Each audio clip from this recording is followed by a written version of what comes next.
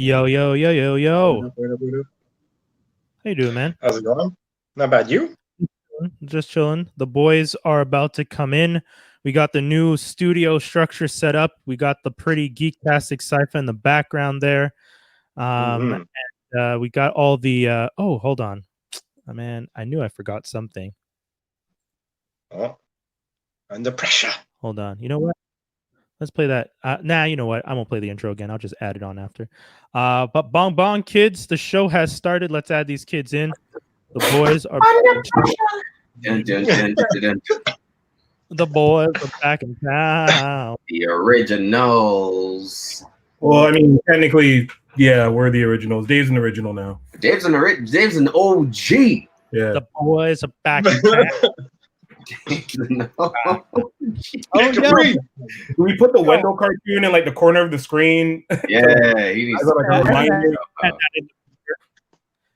Oh, yo, one of the things that I didn't realize about the StreamYard is I can see the comments live as we are doing the show. And crazy thing, ready? Bong bong. Shout out to Devin, whose comment What? can be That's seen by the crazy. fans. What's up, dude? Oh, that's Searching cool. the There you guys, go. shout out Can to you put Devin. all of them? Quick recovery. Yeah. Yeah. Well, I won't put all of them. I'll put the ones we're talking about so people know. Sometimes we're talking about stuff when we're just like, oh, what is this person saying? That's cool. You gotta But pay yeah, man. attention. But, That's cool. yeah, I hope Yeah, you guys yeah, I'm don't gonna mind. try- I'm gonna be doing some of this while we're on there. Oh boy, as long as you mute when you're chewing, so it doesn't sound too bad. Yeah.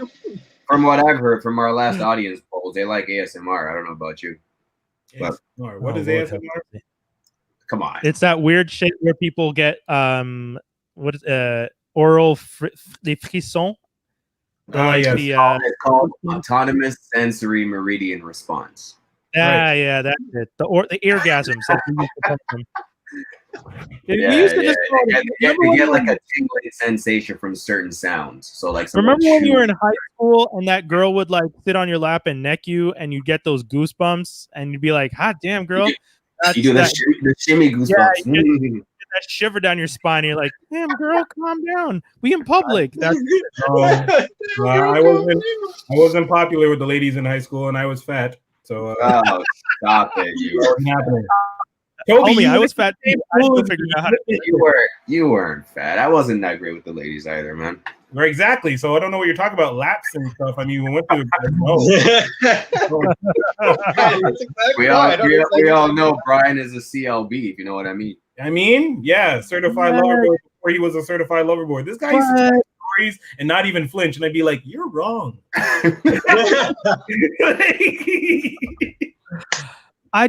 It was just, I don't know. Brian, you was a hoe. You was a hoe. Yeah, a little bit. I was. I've heard the was stories from no around. such You're a little thing. Oh, young Brian, not that. I was no such thing. I feel offended by these allegations of wholeness. Matter of fact, all you guys have to do is go back and listen to some episodes, and Yeah, exactly. We have it recorded on the episode. You're not saying anything that's not public news at this point. No. Especially the last Valentine's Day episode. Oh, It was very revealing. I wasn't even there for that, but I caught the waves of the aftershock of your news and your bombs you dropped on that day. Sorry, Brian, you're screwed. Use a hoe. Oh, Man. I like how quiet he is right now. Yeah. Didn't we all go through those periods in our lives? I mean, No. I'm not. Did I'm we not though, the only Brian? one. Did we? Lady girlfriend guy over here. Sorry. No. Yeah, people always assumed I went through that, I'm or not I was the like out only one. there like that, but I never really was. People talked and made up my own mystique, so I let it be. You know what I mean? I wasn't out there like that, man.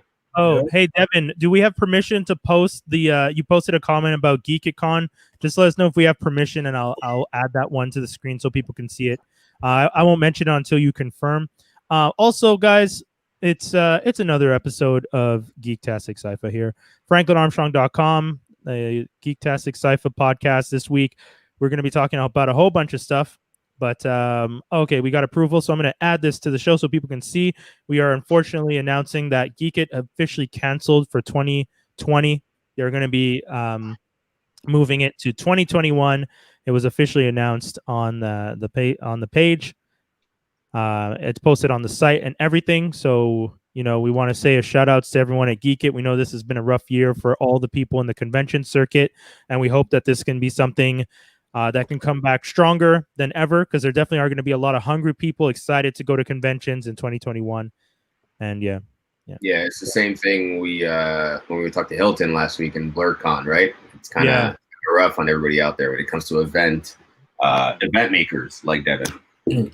Yeah, and I mean, doing events and stuff, it's such a hard industry, right? Like it really is based on what you gotta grind. You gotta grind to get your name out there, to get people market like to your con to begin with. You know what I mean?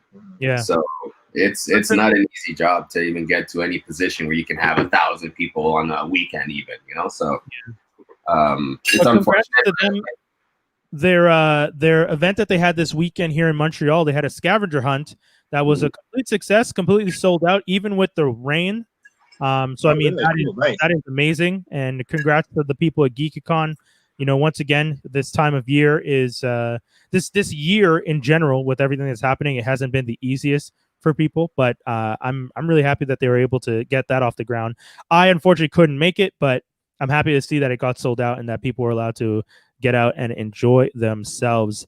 I think we just lost. We lost Skinny for a second, but he'll be back. Continuing on, guys. I think this is at the top of the show. We know what we're going to be talking about. This was a pretty hard one. Chadwick Boseman, who played T'Challa in the on 3 occasions, right? The Avengers Civil War. No, 4. Avengers Civil War, Black Panther, Infinity War, and Endgame. He passed away from colon cancer on the 31st, on Friday. Today was the first day I cried about it. I was working on music videos stuff for work, and I was watching All the Stars, and all that imagery came up, and I just started thinking about what he went through, and that shit hit me hard. It's pretty crazy that he did all that while still it was apparent to me, and I'm sure a lot of people, that something was up with his weight, because you saw just how skinny he got at one point. I'm like, you think it's for a role, and obviously there were I hate the internet for this, the trolling of someone based on their appearance is never warranted, regardless of what you think. It's just never warranted. Imagine you walking out of your house every day. Imagine it. Every morning you wake up, you get already feeling good about yourself, blah, blah, blah, blah. You step out of your house and all your neighbors are yelling insults at you. You wearing that shirt again today? Oh, man, you're so ugly today. Imagine that every day, hearing that from your neighbors. I know internet people and people online are not your neighbors, but they are pretty close to you when you're putting yourself and your pictures out there. They're your neighbors because they're commenting on everything you're doing, right? And it's rarely, it could turn negative really quickly. And it's unfortunate that was one of the last experiences of humankind that he had. But he never let it fluster him, as far as I know, and just kept pushing, kept seeing sick kids. A lot of things just make sense now. A lot of things he did and said. So I was recently on a podcast, the All Dress Special podcast. Shout outs to the crew over there, Erica, Neldy, Kathy, and Saul, and Isaac. And we talked specifically about this stuff. We talked about the fact that, this whole situation with, as an actor, the same thing you just said about how actors come in, you don't know what roles they're working on, so you shouldn't assume anything. But at the same time, their whole lives are kind of these spectacles. But it's kind of this crazy, weird juggle of, being public, but also needing to have your private life. And I think one of the major things for me was the fact that as much as he looked ill, I really did think possibly this is for a role. And then I also thought to myself, how do we manage discussing what happened and the things that he did, and how do we also reframe the idea of someone who's ill? Because I think one of the important things, and I said this in that podcast, one of the important things with this situation is someone can look like T'Challa did when he did that movie and all the other movies and have colon cancer. And this image that we have from television of the person in a chair with the bald head or their hair falling out isn't the only image of someone surviving or dealing with cancer. And now we know that, and it's unfortunate that he passed, but it's important to recognize that he was also still for like from 2016, because he got diagnosed in 2016, and he did those 4 Avengers movies on top of 21 Bridges, on top of the 5 Bloods, on top of like a whole bunch of movies. Like he did a whole bunch of other movies, and that's, you know, so you can't say that someone, you know, as soon as you hear someone has cancer, you can't automatically imagine them hooked up to something in a chair falling apart. We don't even know. We don't even know the details, right? Yeah. What he went? Did he go through chemo? I don't know if he actually did chemo. Maybe. Yeah, he did. They said he was going through chemo and surgeries during the filming of these things. Yeah, that's actually true. Yeah, you're right. Oh man, yeah. So, you know, I did notice, and I'm not gonna lie, in the last 2 Avengers movies that he looks smaller. Yes. What's that, Skinny? I'm busting this out just because, as a tribute, these unfortunately are these being Marvel Legend figs. This is from his first role as Black Panther in Civil War. Skyrocketing in price now. Of course. Yeah, Sure. You know, I'm not shocked by that. Yeah, I'm saddened by it a little bit, but I understand it. It's just, yeah, as you were saying, Toby, he did look smaller in those other Avengers movies.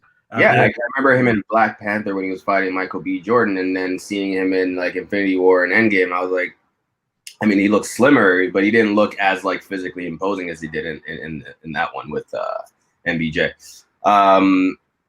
Yeah, it's unfortunate, man. This year, some pretty big icons. Yeah. I don't kind of like, could everybody else just wait till next year? Yeah. Kind of situation is how I feel. If you can somehow just fight through whatever it is you're going through. Dude, I'm almost glad it wasn't like a random, to us it was random. Yeah. But at least he saw it coming and he was able to kind of just come to terms with things versus like something just sudden, like the Kobe death, for example, where it was just like, he still has so much to fulfill. Right. You know, that kind of feeling, not that Chadwick didn't have things to fulfill, but it was almost like he was able to leave on his own terms. My man, you know what I mean? He got diagnosed and just kept working. He's like, he's Breaking Bad it. He's like, yo, I got it. I'm working. And I got to be honest, I don't know if you guys read, but one of the articles that came out was up until a week before he passed, he was like, he was like, I'm still going to be able to do this movie. Jeez. Like, I'm still going to be able to do, like, he was like, I'm going to recover. He had that positivity with him. And I think that's great. I mean, I would like to think that everyone gets to be that positive and in facing such an unfortunate situation. You know, shout out to Lee J, who just posted R.I.P. Chadwick Boseman. He was needed elsewhere. Yeah, for real, he was. That's rough, man. Ah, man, I'm still reeling from it. Honestly, it's been really hard. It's been because I was watching the Bill and Ted movie when I got the news.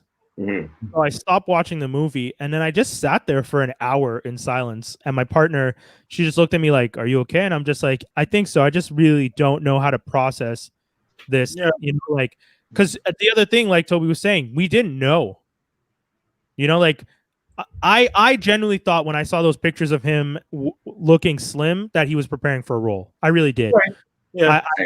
I told myself if it was something else, we would know. Even though I was telling myself how hard it'd be hard. How hard to hide that. No, I was gonna say how hard it would be to regain all that mass to play Black Panther again when I saw him skin. You know what I mean? It's a lot of hard work. That's fair. Yeah. That's a fair thought because you looked at it from the perspective of fitness. Yeah, Sorry, I'm like, oh man, yeah. Well, I respect him for not telling us like we're his friends, but you know what I mean. I respect him more for not doing that. It's not easy to hide something. It's like not that. easy to hide something like that on top of that, but he didn't want it to be about that. Mm-hmm. Yeah. Mm-hmm. Yeah. So like he just kept going, kept grinding. Like I could never complain now. Yeah. Ever. You know what I'm saying? Yeah. Because it's like my dude shot 6 movies, raised his kids, continued on with life, award shows, press tours. He was at all the press. He did it all. Giving away his awards and stuff like that, it's like things start making sense. He's like, I can't take these things with me. Of course not. So here you go, you hero who took down someone in a subway. I forget who. TV award, you know what I mean? Yeah. Or just the way when I hear other like actors talk about what he said to them, it was just like the things he was saying was almost like a parting wisdom kind of like thing, you know? It was just as positive as he was also okay with the potential, for lack of a better word, end game. Yeah. It's something that we should all really think about and go like reconcile the fact that this is someone at the top of their game who had everything to be angry about because a lot of the things that he worked for all these years is about to be taken away from him. Yeah. And yet he chose to remain humble. Yep. He chose to be good, be positive, and give back.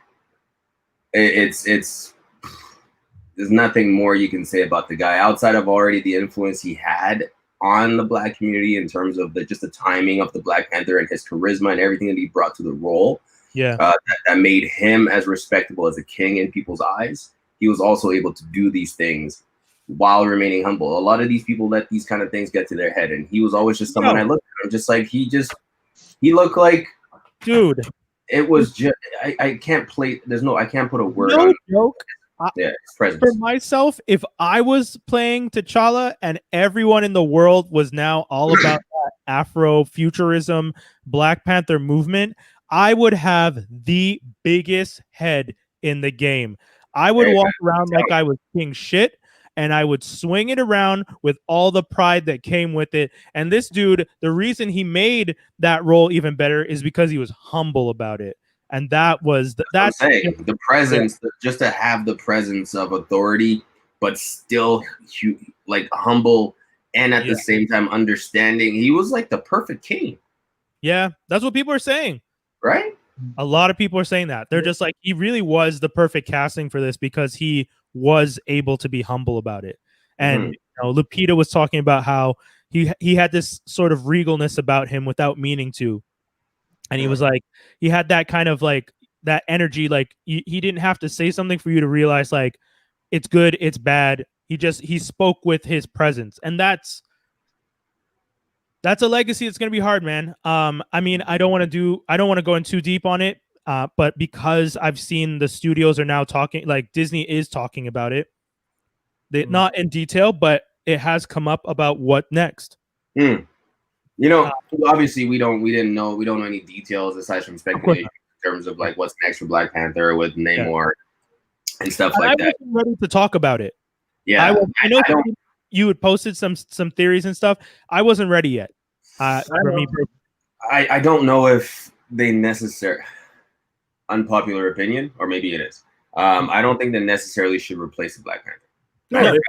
I don't even think Shuri should be called the Black Panther. Ooh. That's a big okay. I would say Shuri being Black Panther because you're keeping the legacy of the family, keeping that forward. I'm still down with that. Yeah, that's my thing.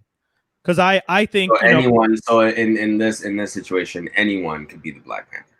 No, because in the legacy of the family, it is a family thing. Shuri does get it next. If you want to do something later on, where it reminds me of like when Iron Man gives up the mantle, it's Iron Lad, or it's whatever. When Captain America gives up the title, it's someone else who comes in the role. But it takes away from the essence. Like they're supposed to represent Captain America, but it's not the same because it's not him. Yeah. Yes. Right. So I feel the same thing. I'm finding out it's hard for me to articulate this. It might not have an impact if Shuri takes up the mantle, or if someone else took up the mantle to begin with, like another actor comes in and is Black Panther. They definitely can't just throw in another actor. I've been seeing people, man, that's one thing. That's one of the reasons that I was like waiting, because I was just like, I'm not ready to have this conversation, because some of my blurred groups were like already recasting. And there were some groups that were taking down the post being like, guys, just died. Stop it. Yeah. Like I wasn't ready to have that conversation about who should take over. I'm almost like leaning towards, again, controversial opinion, not bringing back a Black Panther, but maybe incorporating Storm in some way that she becomes the leader of Wakanda. That's too much for Storm, and she's going to be a leader of the Gold Team and a part of X-Men. You can't do that. Maybe not a part of X-Men, right? That's what I was going to say. Don't do that. He says, "Don't do that." Yeah, I see Skinny's reaction. I agree with Skinny, but I'm not as passionate. He wants a specific Storm. I know. I don't want a specific Storm. I'm just saying, yeah. I mean, right now they have a white Storm, so that's a whole other conversation. Did you guys not see the images of Storm for the future Marvel's Future Fight game? And the images of Storm was a white woman. You guys didn't see those? Oh my god, yeah. I've been analyzing all the X-Men merch they've been putting out at Walmart lately, as you see. Crazy. No, but White Storm, that's different. You know what? They made Sunspot white. They did, and that I didn't even know Sunspot was black Brazilian though. So black, period. You know what I mean? Like a lot of his origin has to do with his like trials and tribulations as a black. Anyway, same way they did our boy in X-Men. What was his name? Who was supposed to be immortal, but they killed him. Yeah. What's his name? Hold on, I got it. Name. Yeah, Darwin. Darwin. Yeah. Darwin. That's crazy, right? Yeah. He's supposed to be immortal. They just want to be like, haha, immortal black man, not in my movie. That's crazy. Hold on, let me see if I can do this, guys. I'm gonna try and do this. Figure's black. That's one. There you go. That's a dope fig, actually. Just came out this year. Super dope. I like the colors, man. It's super dope. From his '90s run, but oh yeah. Definitely. It looks late '80s. Definitely late '80s. Where's it coming? Yeah. Oh my god. Okay, I'm gonna show you guys the image real quick right now while people are. I want to see this. Hold up. Oh, what? Nah, yeah. I mean, that's not a black woman. Not black, man. That's a white woman with blue eyes with a white mohawk. Yeah. The features are not even the Afro. They're not Afro in any way. It's just poor. It's poor shading. No, the shading is what's that blackfishing people call that? Yeah, it's her facial features, man. Like, look, that's a European nose. That's not an like European jaw, everything. Yeah, that's not us. Storm from what? Cairo by way of somewhere else? Yeah, I don't know, man. But she's Algerian. That's the image. That's the image of her in the game. I mean, I'm just trying. I'm not with that. No, because to play devil's advocate, I'm trying to see how they're going to try and sideways that and make her look like that in a movie, which I hope they don't. Oh, I mean, they already did. The last Storm looked like that.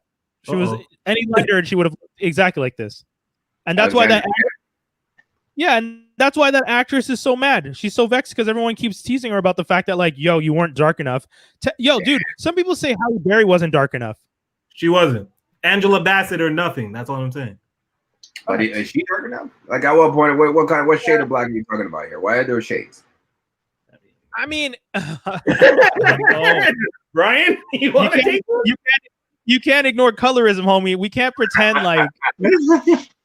I agree that Shib and maybe Halle, but then I'm okay with Halle being Storm because she is close enough, probably to me. You know what I mean? Like, I can see that. I know that the thing is because Halle Berry is closer to lighter than darker, and they could have really gone darker with Storm because going darker with Storm would have been like a big move. Like, oh, they're going there. Like, they're actually giving a dark African woman a presence and not just Halle Berry, who, as lovely as she is still slightly lighter, you know? Yeah, but you know what? That's also, I don't know.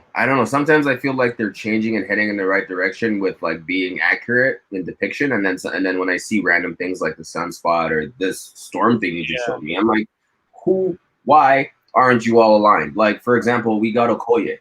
She's dark enough that I would say if someone like that played Storm, people would be okay with that, right? Why is it hard to find another actress of the same complexion to play Storm? It's a shame because she could probably do it good. She could kill Storm. Deny? Yeah, man. Deny Guerrero, right? Guerrero? Yeah. Yo, shout outs to Mark Phillips who just said what's up to us. Coco from freaking Dear White People. You were saying last time that she would be good. Or run through eye contact's done. Come on, man. Yeah. So, Crazy Kids. What else do we have on the docket? I don't even have it in front of me. I know we're gonna be talking about a movie that's gonna Chadwick. I know we have a movie that's gonna freak out people. Oh yeah, but you're right. A last rest in peace to Chadwick. Yeah. Yep. It was really touching what Michael B. Jordan wrote about me. And Coogler. They were all writing really beautiful things. Yeah, really beautiful things. Coogler wrote a really nice piece. Coogler was just like, it only hit me now that this man was dealing with that the entire time, and I didn't know. You didn't know? Oh, wow. Yeah, dude. I just saw, honestly, there was an article that came out and there was a list of who knew.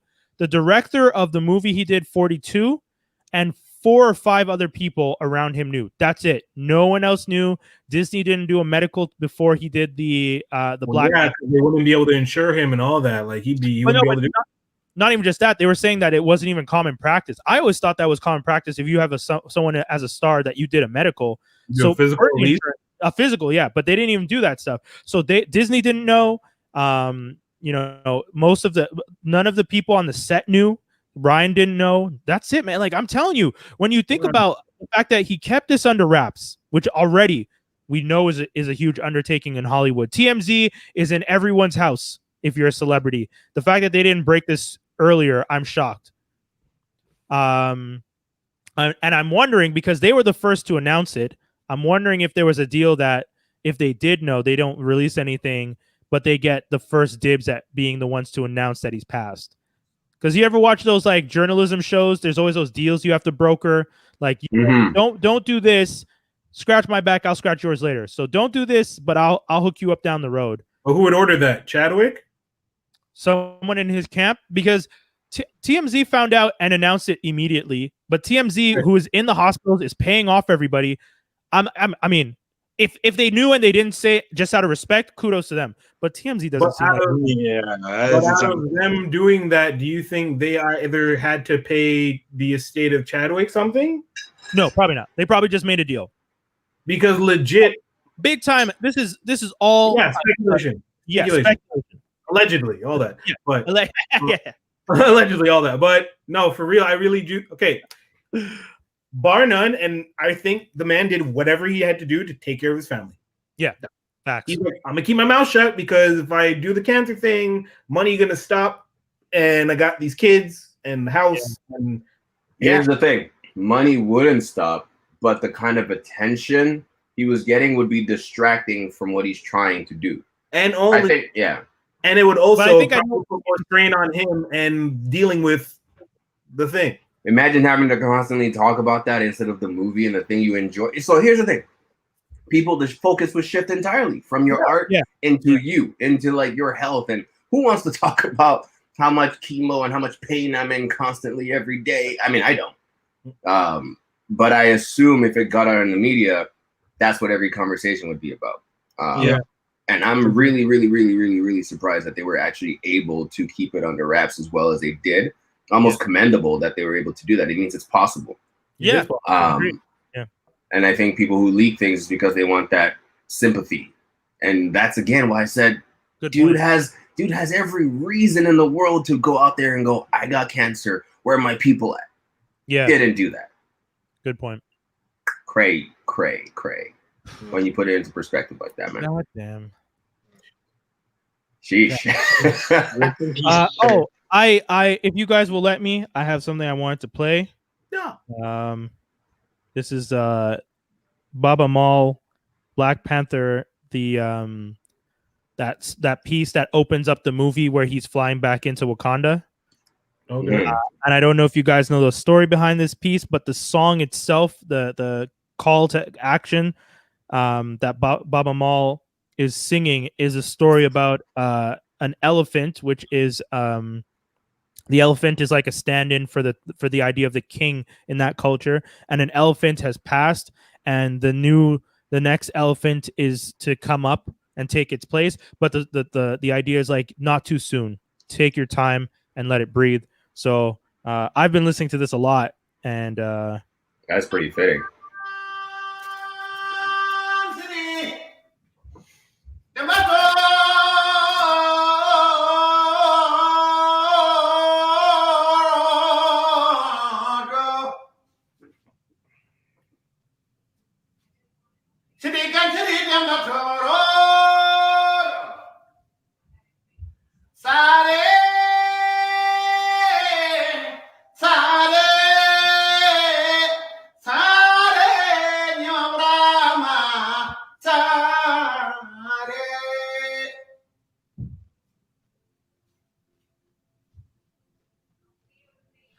Yumaro kumawa joma.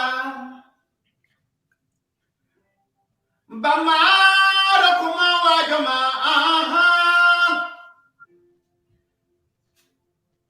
Yumaro kumawa joma.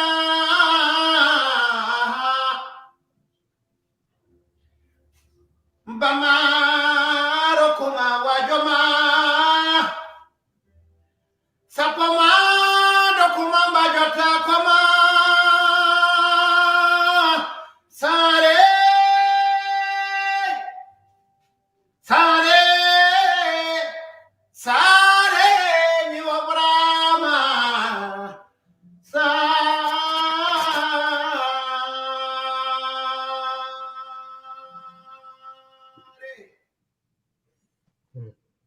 Damn. Yeah, man. I don't know what he's saying. I just know that all the people of color in the comments are just like, I get it. No, like the amount of people from South Asia, like South Asians, who are just like, I understood that. Yeah, they don't you feel the it. language, but they're like, all of them are just writing, I understood that, and that's a powerful piece. So Baba Mal, Ludwig Göransson, right? Did the score for the yeah. Probably a lot of people know him. He did he worked on Childish Gambino's album. He did the soundtrack for Black Panther. He worked with Ryan Coogler on a bunch of other projects, and he's done the soundtrack for some of the most popular TV shows that that are out these days. And I got to meet him once. Really nice guy, actually. Ludwig? Yeah. Wow. I met him at the Childish Gambino. The same night I met Gambino, I met him, and Ludwig was the one that stopped security from kicking me out. Oh, that's cool. Because I was talking with him when security came and started telling people you got to go. And then he was just like, he like pulled me aside and kept talking to me. And when security came over to me, he like waved them away to like leave us alone. We're talking. So that's crazy. I was appreciated. Shout out Ludwig. Nah, he's behind a lot of pretty like crazy soundtracks. Fruitville Station, Creed. Yeah. What else? Obviously, outside of Black Panther, you mentioned Childish. This Is America. Like a lot of the songs in that album, he produced. Mandalorian, he's done soundtrack for. Like, he's done a lot, man. He's pretty out there. He's talented, man. He's talented. Yeah. I guess we should jump into the View the Right Thing because we already got requests. We already got people asking us about shows. Skinny, I see people asking, "Did you do it? Did you see New Mutants? Did you risk it?" Because he didn't see it, but. He didn't see it, but he probably read it. Oh yeah, I watched the first half hour and I stopped because I was just like, "This isn't that good." I can't. Oh, yeah? Real quick. I haven't tried. What is Lockheed in the comic book? Right. No. Lockheed. Yeah. Okay. You know, right? Do I want to spoil that for people? Because that I was not impressed with what I was watching. Spoil it. Fuck 'em. I don't want to spoil it. Okay, well, Dave, do you want me to put you in the green room or mute you? Lockheed shouldn't even be there, but let's just anyway. Do you want to block your ears, Dave? Because I'm about to spoil it. If you guys are watching, if you guys are listening, I'm gonna spoil real quick. Put me in the green room. You're still gonna hear us, by the way, so maybe block. But Dave, why for someone who's such a he ran away, man. He's not even at his computer. He's a comic book geek, and you don't like. I love spoilers. Yo, dude, the movie starts off, and Lockheed is the hand puppet for what's her name? Rihanna. Yeah, she's like an made up hand puppet. Like, so what? Does he not actually exist? The first half hour, she talks to it like it's a real person. Like, there's one point where she's doing the tour, and she looks at the puppet, and she's like, "What's that, Lockheed?" And she puts it to her ear. She's like, "Yeah, I hate her too." And I'm like, "What am I watching? What is this childishness?" I was so like a CW movie. I hear. Say what? Say what? Repeat that. It plays like a CW show. I hear. Dude. Wow. Yeah, it wasn't. I was not impressed. The first 30 minutes, I don't want to see this. I was not impressed. But again, what did we expect? We weren't going to have a solid movie. There was a reason there was so much rumors about reshoots, and then they just didn't do it because they're like, man, we can't do it at this point. The actor's like 2 years older. Yeah. Because, they They made Magic the best character, apparently. I don't know if there are some references to Essex Corp. There's freaking Mr. They made Celia Ray. Is it Celia? Yeah. So they made her. Yeah, they made her a bad guy instead of her being actually like a good person, caretaker for X-Men / Kitty Pryde. So they did a lot. They did a lot of playing around.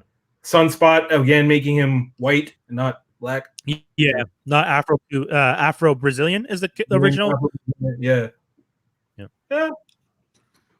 They took a lot of liberties. I'm gonna bring Dave back in. Dave, give me a thumbs up if you're cool to come back in.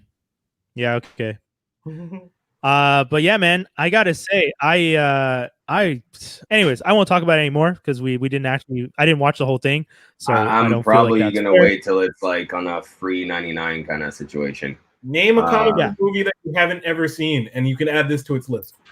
Yeah. I wish I didn't see X-Men Apocalypse, so I put it on that list. There you go. All right, you haven't seen Apocalypse? I've erased it from my memory. Okay. Erased it from my memory. Never happened. That is never great. happened. I almost hate that I went, like, we had some free time in Barcelona, and that's what we chose to go see.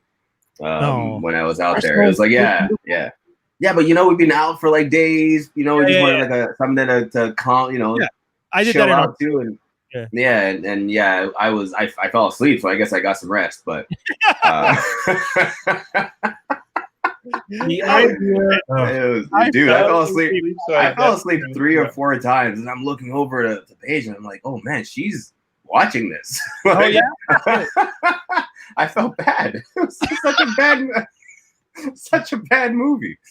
So bad. The moment Psylocke came on the screen, I was like, shit. I love that you looked at your girlfriend like, I'm sorry, babe. Like, but I'm gonna go back to this nap. You can keep watching if you want. You keep watching. You tell me if I miss anything. I'm gonna wake me up before you go. Oh man, that's crazy. That's funny. Oh man. Yo, if you want to put Lee J's comment up because it kind of ties into what you're gonna talk about next. So I have been like, actually, I will give credit to Lee J. Cobra Kai is a must watch. Lee J was the one that told me to watch Cobra Kai. I had another friend of mine tell me to watch it before, but I didn't have a chance to get to it. And then the night that I found out about Chadwick, I couldn't sleep.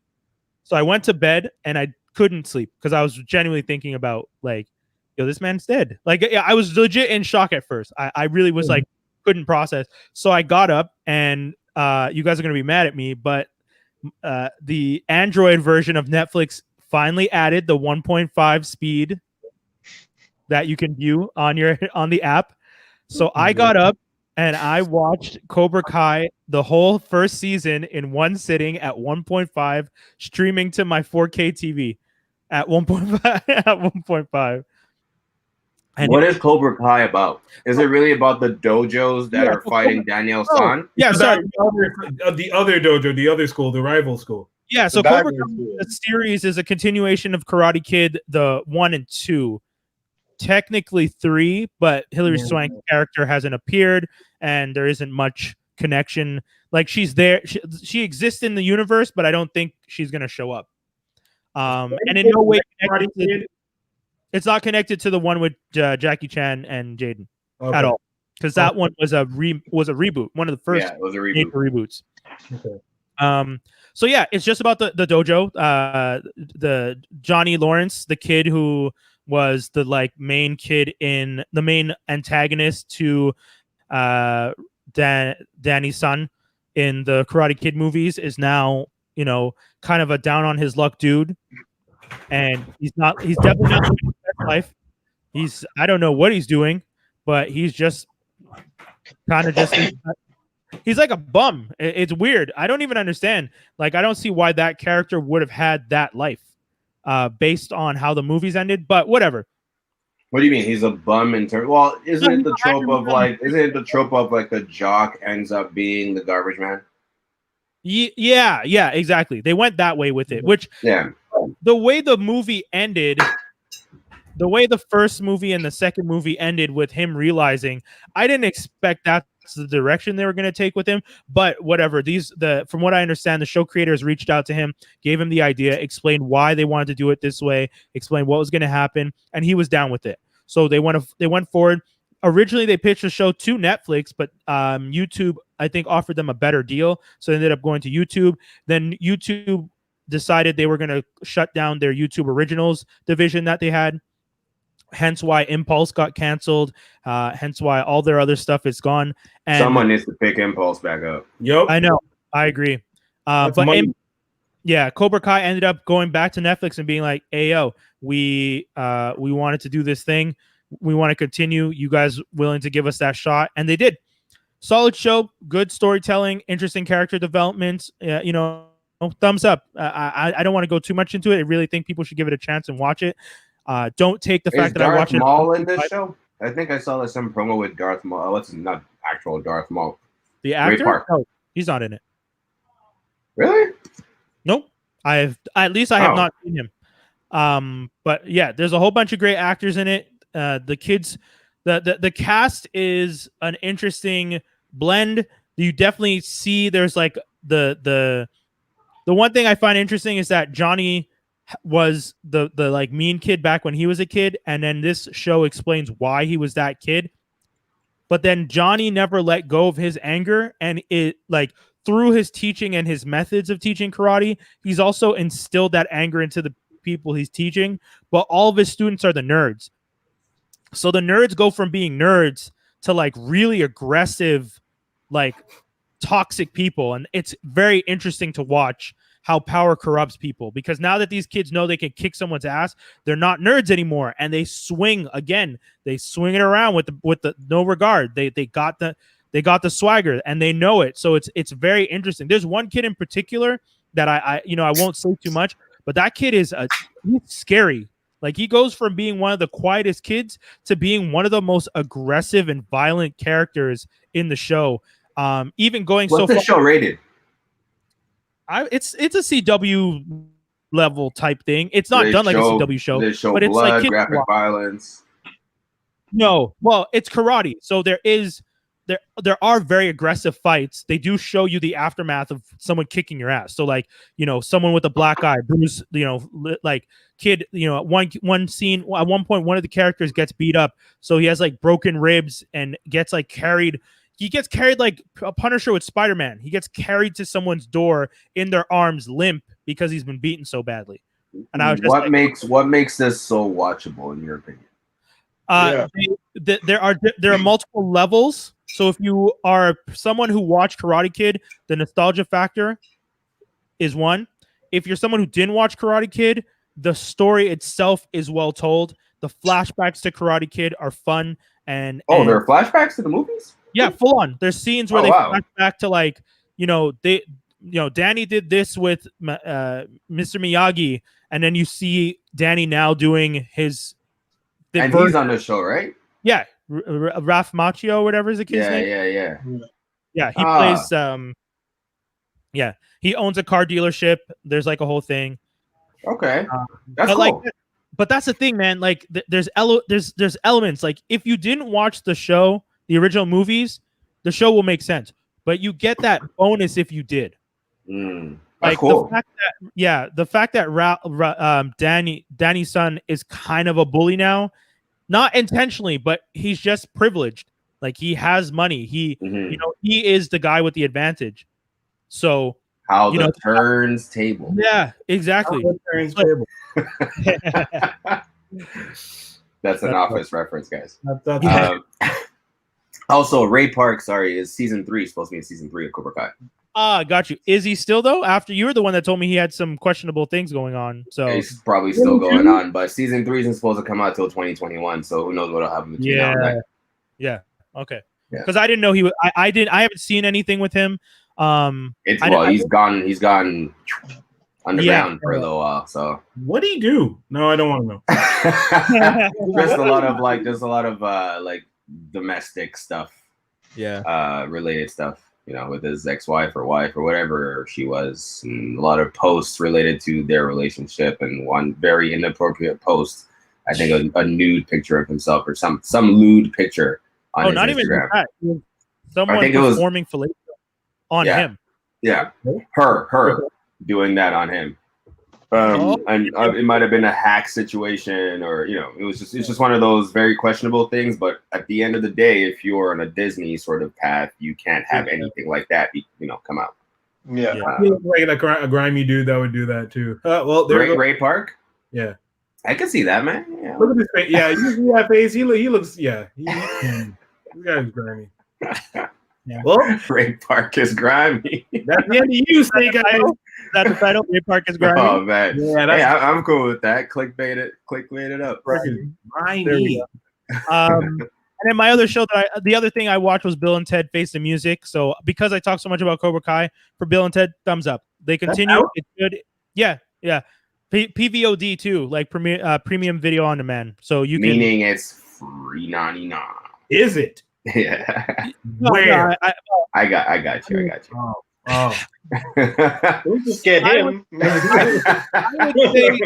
I would say since we waited 10 years, maybe consider paying for this one.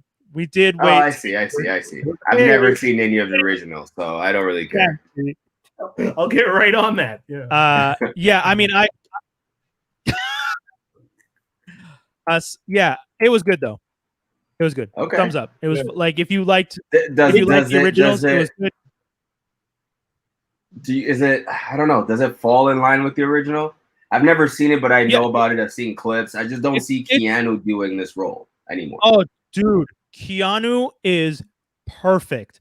Keanu Reeves goes into this role, and I'm sure when they started filming it, he said to everyone on set, "My name is Keanu Reeves, but I am not Keanu Reeves. I am just Ted."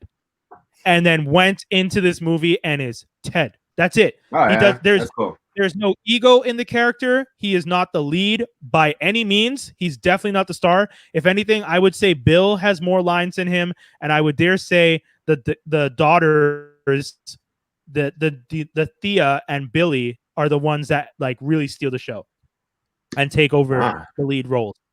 That's like cool. Bill He is doesn't still need any more starring roles. Yeah, and that's a great part. Like, if you're Keanu Reeves and you're just like, yo, I run the shit, and then you come along and you're just like, you know what? No, I'm cool. I'll just sit back. You guys do the heavy lifting. I'll just play my role. But like, I love how Jay. Too old to continue this story. Like, is it weird to see the transition? I'm sure they made it make sense. It's the end. There's not like that's why it's called Face the Music. It's kind of like, yeah, this is the end of the movie. This is the end. This is the trilogy. This is the last installment. They're old guys. There you go. Bong. Do they die? I don't want to know the answer to that. Where is he? Shut up. I like how Jay Grizz is on. Jay Grizz said, "F Bill and Ted. Did you guys really watch that shite growing up? I never did. I didn't really see it. I did. I told you." He also said the same thing about Karate Kid. He said it's all about three ninjas, my ninja.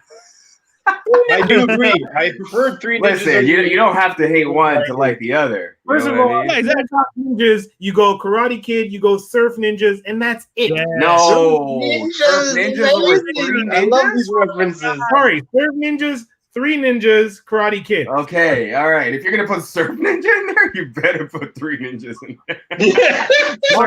Surf Ninja. Oh my God, they actually did this on How Did This Get Made?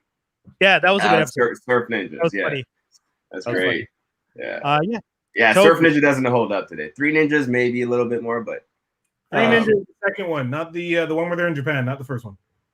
Oh, okay. I actually really enjoyed the first one. The first one was kind of like a Home Alone, but with ninjas to me. Right, exactly. But the second story, and then they had the girl ninja, and the guys were all like, "Oh, yeah." Was it Colt's girl or Rocky's girl? Rocky's girl. Yeah. Okay. Rocky, cool. Emily.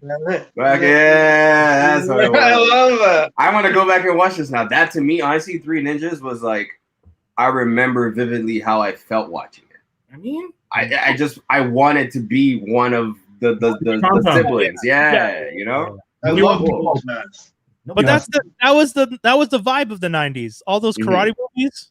Yeah. Do you remember playing basketball? What? in the movie at the beginning when they're playing basketball to like shut up the bullies, and they're using their ninja skills to play better. Yeah. But there's no real baskets. A lot of traveling and shit going down. Yeah, well, Oh yeah, of course. He's like jumping and like going through the air. It doesn't make any sense. Yeah, I remember that. He's like hitting the guy in the head with the ball and then going like. N1 moves. This was pre N1. All right, next on the docket. the doc. Yeah. Actually, I'm gonna talk about High Score real quick. This is I've been Netflix. watching the first 2 episodes. That was good. Yeah, Netflix docuseries on kind of like how video games sort of became, like how they came to be, and it did a great job of giving us sort of the starting point. Who started it? Who influenced who? Like a lot of names I'd never really like. This was very interesting to me because I'm huge on games. I love that whole industry and just how things come about. I like how just thinking about how you even think about creating something like this to begin with, like such an immersive world, has always fascinated me. And just seeing how like the first person who thought about having a multiplayer, or the first person who thought let's take 2D and make it 3D, or the first person who thought let's take third person and make it first person. And it's just like all these different, and they show like people in the, whoa, I can hear my voice there for a second. Sorry. Yeah, it didn't happen to me. It's okay. Okay. We have power. It kind of shows you that like, you know, on the console side, someone was thinking of doing 3D. On the PC side, PCs, funny enough, consoles were more powerful than PCs back then. So on the PC side, people weren't really used to gaming on a PC. It was more for word processing. So someone had to think about making gaming on PC. You know what I mean? Just it dives and it gives you such a great history and connects them. And then like the black guy, it tells you about a guy who was the first to okay, so Cartridge? This is the last thing this is the last thing I'm gonna touch on because I don't want to give too much away. But before this guy, games, for example, Atari would send you an Atari console and only had Pong on it. They send you another console, it would only have Metro, whatever other game they had on it, right? This guy was working for a company and tinkering with consoles in his garage and ended up creating, and it was a black guy, ended up creating in his garage a technology for making cartridges and actually having games, one console be the main source of all these different kinds of games. And he is rarely, I didn't even know this guy existed. You know, and it just goes to show you that, like, yes. Say his name again. Gerald Anderson Lawson, aka Jerry Lawson. Yeah. Just look him up. It's kind of cool to have them do this in the docuseries, kind of like shed light, like, hey, and even his family mentioned, you know, black people aren't used to getting this kind of credit. They always, you know, just kind of like gloss over you, and it's the big company's name on something of this. It's a huge deal. Cartridges. If it wasn't for him, we wouldn't have this. Like PlayStation, we wouldn't have like all these consoles. At least not for a long time. Before someone else had the idea. But I would recommend watching this. It's such a dope docuseries, especially if you're into gaming. They go into like the old 80s championship, Nintendo championships and Sega championships. The champs are on this docuseries talking about their experience. It's so cool. Super cool. Oh, okay. Yeah, High Score is what it's called. Now, before we talk about what we all came here for, Bong bong. I'm just going to say the sequel to Train to Busan, Peninsula. Yeah, Peninsula. I watched it this weekend too. I liked it. I didn't understand the backlash. Actually, no, sorry. I understood the backlash in the sense that people were going in expecting the same tone as the first one. Oh. But I saw it as, again, which was a lot of the complaints, was that it was not as funny. No, right? Because Train to Busan is this, they're like this is a straight zombie movie, this one. Yeah. It has its like odd characters like any other thing that, you know, maybe there's the comic relief here and there. It's some, you know, the way the kids that are the focal point halfway through the movies, the banter. Yeah, but outside of that, it's a zombie movie. I didn't realize people were annoyed. Oh yeah, they were complaining about the fact that the charm and the thing that made Train to Busan the thing is lost in this. I'm like, well, keep that to Train to Busan. That's what Train to Busan was about. This one is telling you a different story from someone else's perspective, going through the same zombie apocalypse, same as Walking Dead and Fear the Walking Dead. This is a world. This is now a world where, you know, Korea went to South. Well, actually, was it all Korea? I guess went to shit at some point. Now you can freaking dive into that world and tell 20 different perspectives if you want. So that's how I saw it. Yeah, because they talk about the post-unification at one point. Yes. So yeah, so it is all of Korea is one thing, and yeah, man, it's a crazy story. And I liked it though. It was good action. I loved it. I loved it. I really did. From the jump, you're in it. It's like this has already happened. This is your main hero. He has to go perform this mission for some money. This is what happens. And like it's. Did you think the ending was a little cheesy though? The end. I was okay with it. Okay. I don't want to talk like give it away either because I want people to actually watch it. It's really good. I liked it a lot. Okay. But I could see the American influence in the second one. Oh yes, very right. much. So that might a lot in random scenes. Like people who didn't need to speak English would be speaking English with each other, and you'd be like, "Oh, that's random," but okay. Yeah, but I also understood what they were trying to do in the sense that like now there's a mix of all these different cultures. They don't all speak the same language, even though they look like they're from the same place. So they didn't have the same dialect, so they need to speak English to communicate. Whereas the whole thing before was set on a train to Busan, right? I feel mad ignorant. I did not realize that's what they were doing. I just realized you're right, because it would have made sense that the Koreans are speaking English to the Chinese. That's what you're talking about. Right, oh, exactly. Shit. Damn, I just pulled some mad racist shit. I am very sorry, folks. If you didn't say anything, it might have glossed over people, but the fact that you called it out. I'm gonna admit when I've been an idiot. I didn't realize until you said it, and then when it hit me, I was of course as soon as I say it is when I notice the most listeners jump on too. Fucking hell. They all sound and look alike.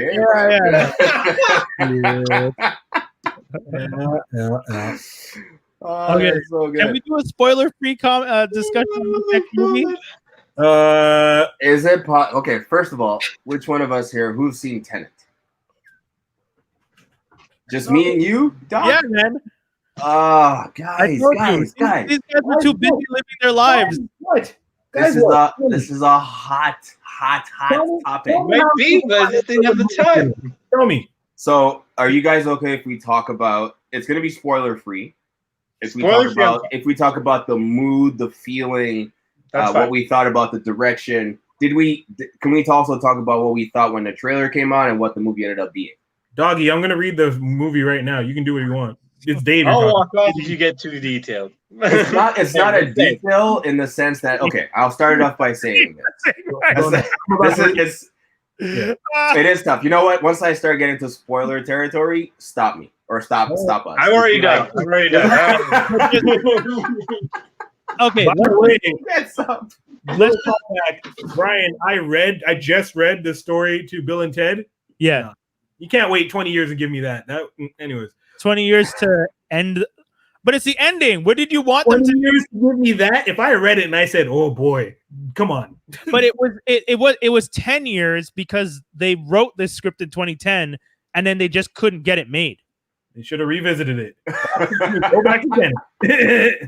He still hasn't seen it. It has okay. I mean, he's coming. What? He's read a synopsis. Didn't we already discuss in the WikiCut episode that someone writes a movie, then someone acts in a movie. The movie is edited. Then someone sees the movie. That person sees the movie, goes on Wikipedia, edits out the story the way they want, and then Skinny reads that version. And it's hey, man, you gotta watch the movie and read the WikiCut. They're different. It's like the director's cut. And here, I just the extended version. Now I'm about Tenet. Okay. Yeah, let's go. So Tenet. I think we're so used, and I realized this as I was watching, what Christopher Nolan's trick is. It's just good storytelling. We're so used to him having this mystique, things not really being explained, things being a mystery, and like us really like trying to dig deep and think about the layers and what's really happening. Whereas I think this movie just gives it to you straight up for the most part. Yes. Okay. Thank you. Because one of my friends told me that when I told him I watched it, he was just like, "Hey, man. So a lot of people are saying the movie is really confusing," and I was just like, "It was? No, it actually the easiest movie from his. It was so not confusing that I thought I missed something. Right? Okay, thank you. So Thank I you. literally went online after when I got home and I started reading reviews and what this guy was saying, what that guy was saying, YouTube videos, spoilers, those videos about the 5 things you missed or the ending explained, and I'm like, oh no, I got every single part of this. I got these. So I guess okay. So it was just a really good story. All right, cool. It's still a check in like a superb movie in terms of those. Exactly. I didn't see a couple flaws, but I think it's hard there's no such thing as a perfect movie. Am I wrong? That's fair. Right? There's always going to be something, but on the list of what could have gone wrong and what should have gone wrong, it went through flawlessly. And it is time travel. Yeah, I like at the end of the day, what's happening is technically time travel. Yes. We're I guess, is this a spoiler? No, because this is kind of given away in the trailers too, right? The inverse. Now the explanation wasn't given away in the trailer. Yeah, but you can see. I mean, they don't really explain it though. The trailer doesn't show you what they're doing.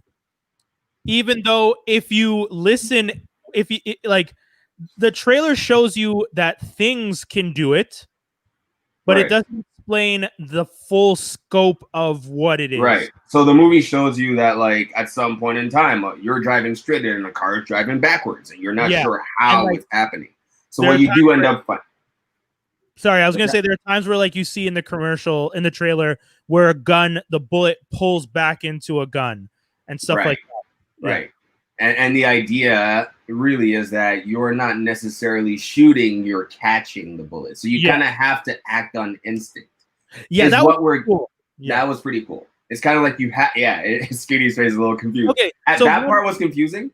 One non-spoiler scene. There's one scene where there's I'll explain this to Skinny, and once again, I put a scrolling disgusting Tenet. You have been warned. So if you're watching this and you get upset, it says it right across the bottom. At the bottom. Yep.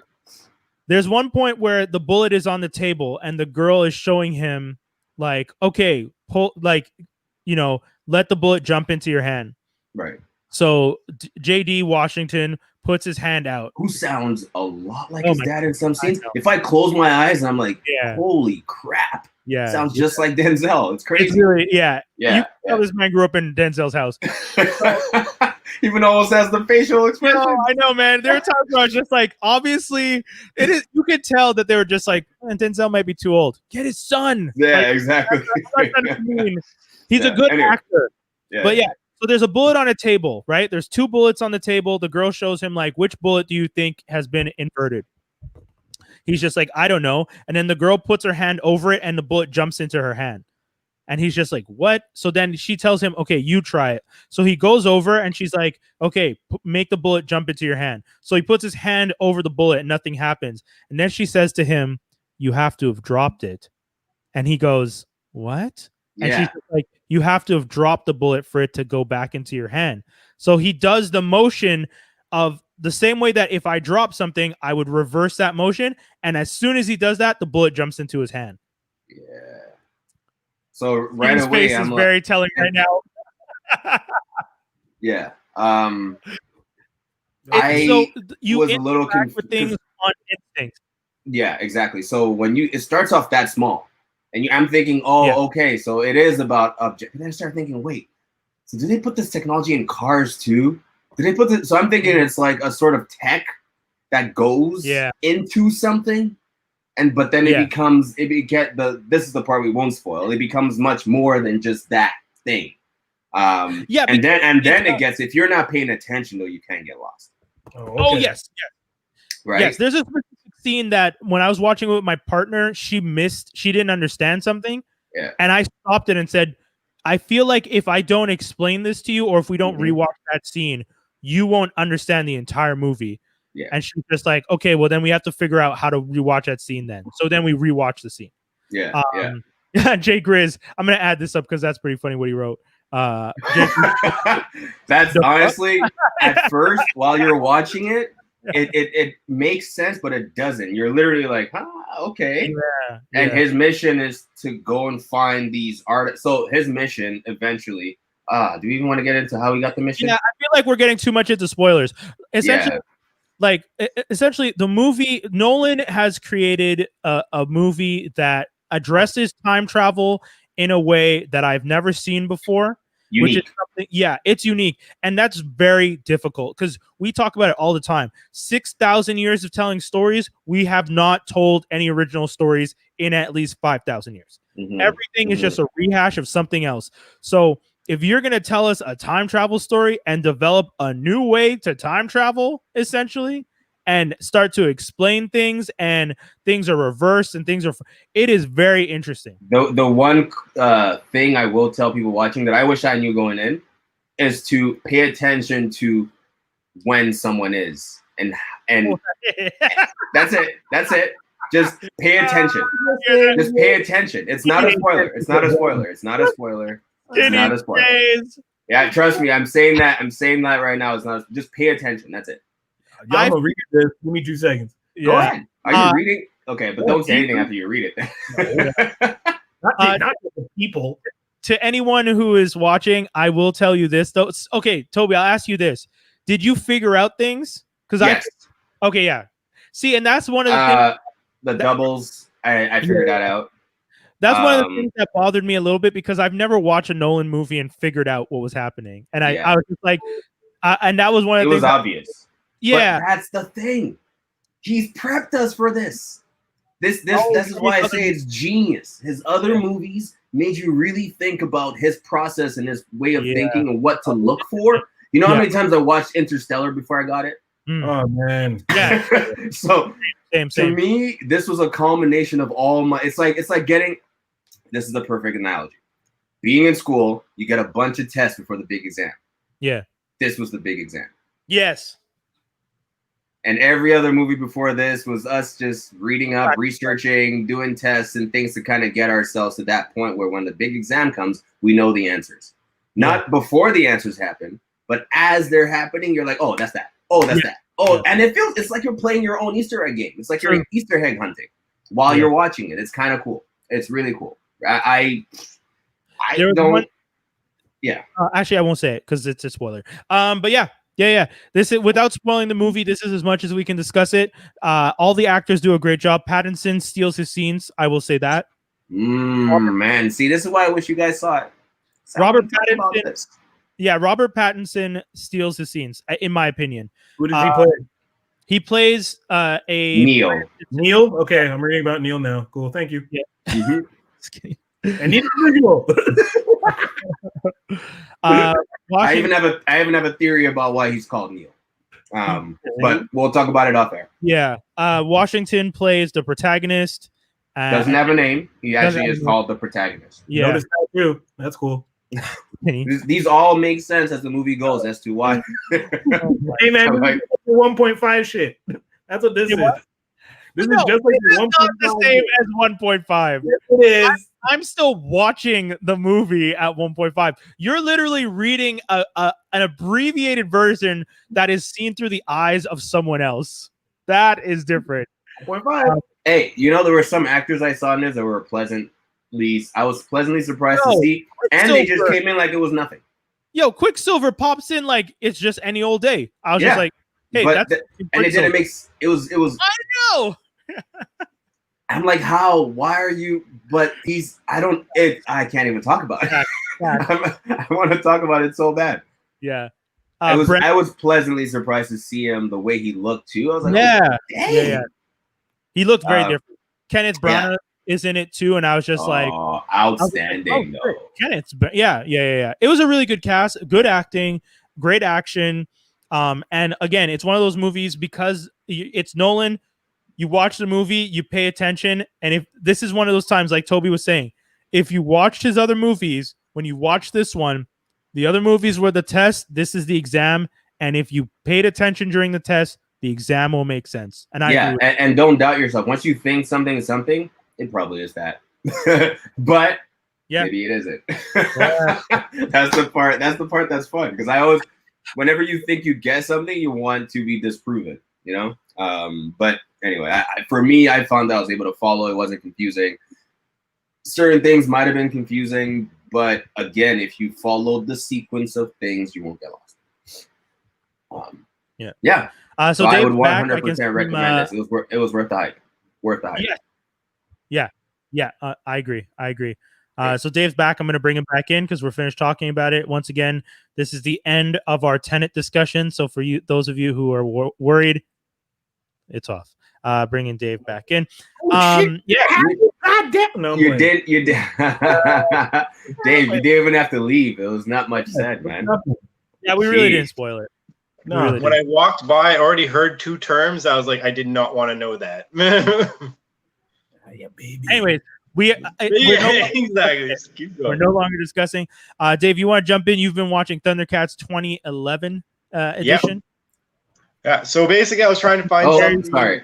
Okay. Yeah. Okay. Go ahead. You're trying to find something to watch because I was trying to figure out something to watch. I was about to ask you, how do you pick the shows you watch? Well, I'll explain. I have like some new stuff that I'm watching, but at the same time, I was like, I feel like because there's not as much out there, I can maybe catch up on some stuff. And by chance, I was while I was on vacation, I was up north. I had my external. I was just going through random things, and I ended up seeing the folder Thundercats 2011. Like, I'll watch the first episode. We'll see what happens. Quick interjection. Yeah. It doesn't bother you watching shows that you know don't get a definitive end? I didn't know anything about the show. I had no internet where I was, right. And I just was like, oh, maybe there's going to be another season or whatever. I ended up watching while I was at my college for a few days. Wait. Sorry.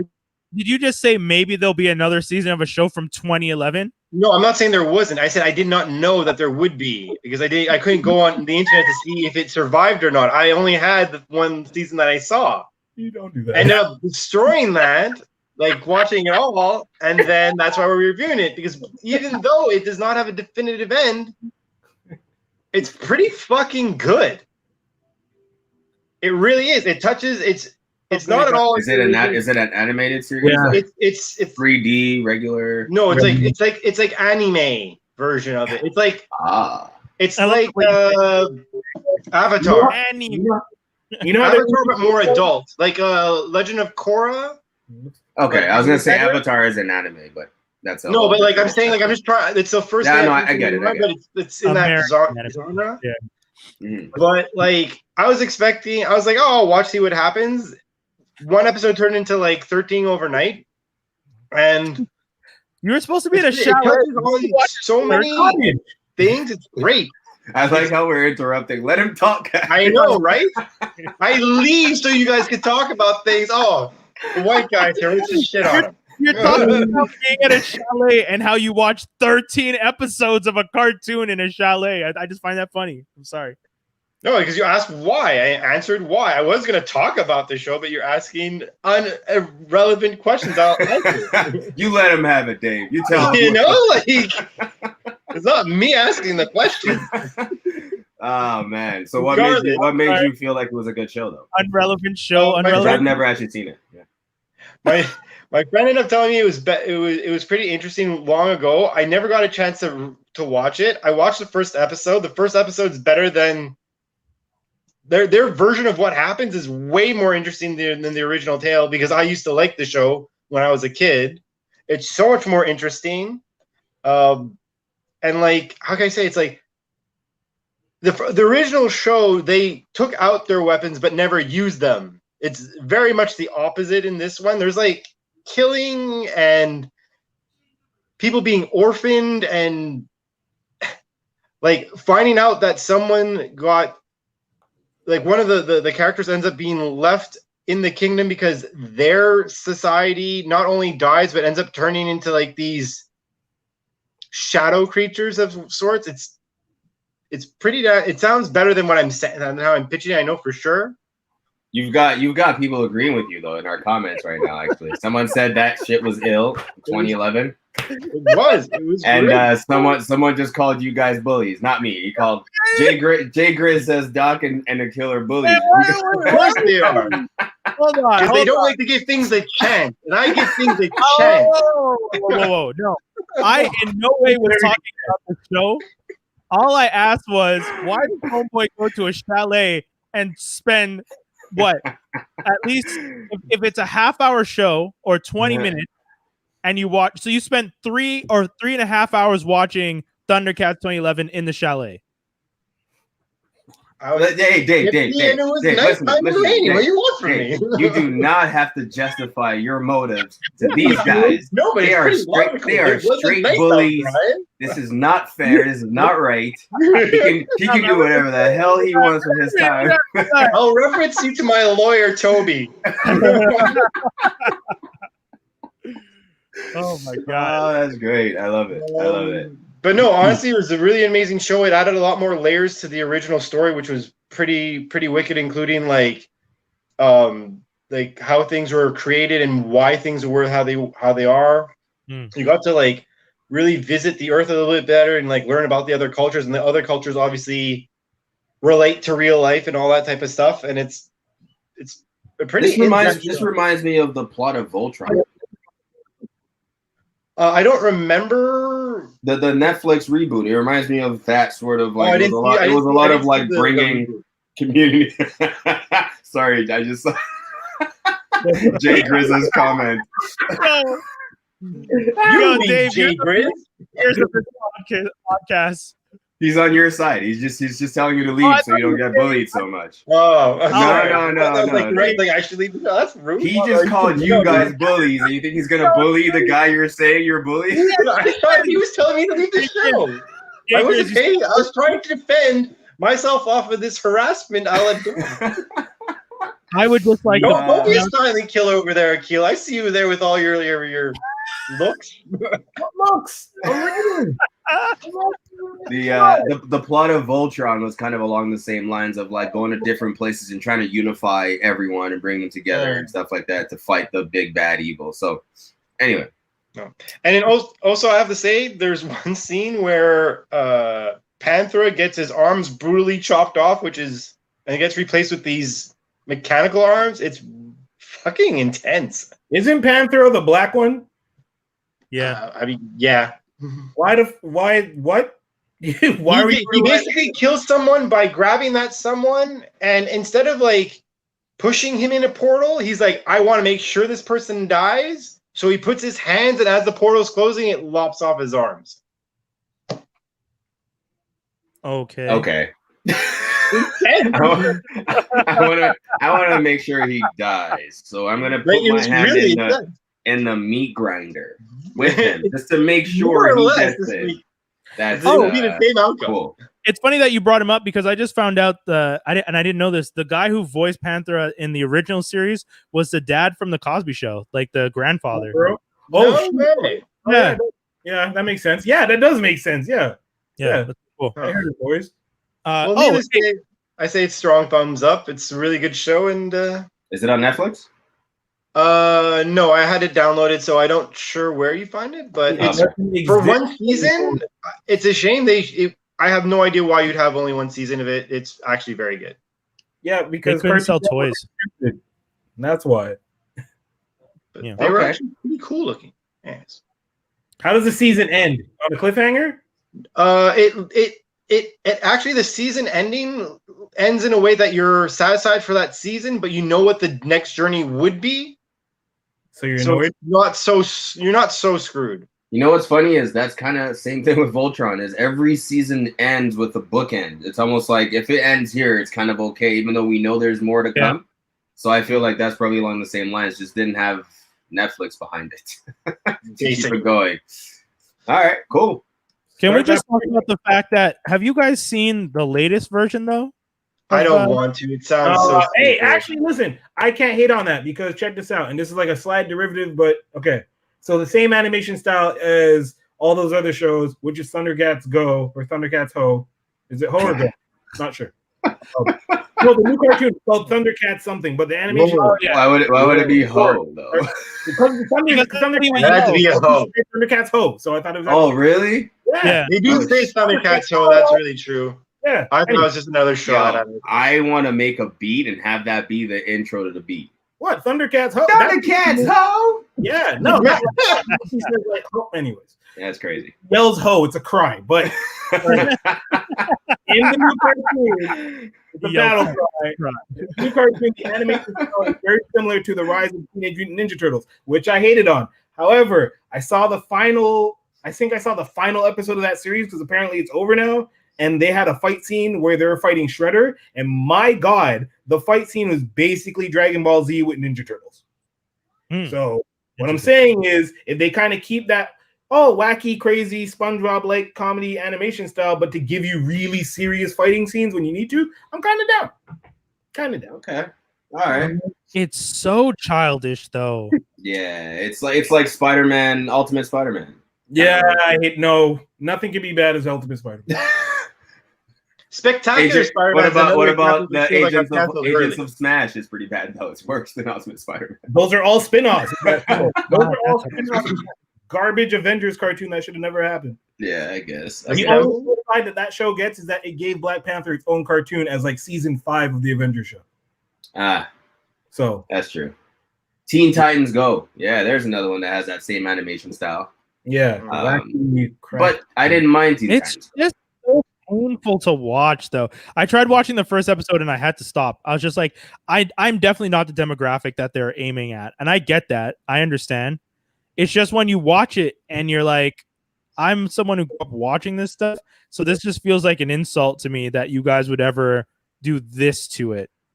But I guess that one is not for you. That's for the childish, the younger you.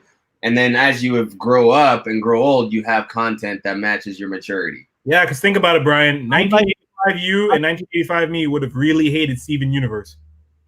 Like, we wouldn't mess with that. But I'd like to point out, though, at the end of the day, we're the ones who buy the figures. Skinny, myself, Toby. Look at the backgrounds. You can try and sell to these little children all you want.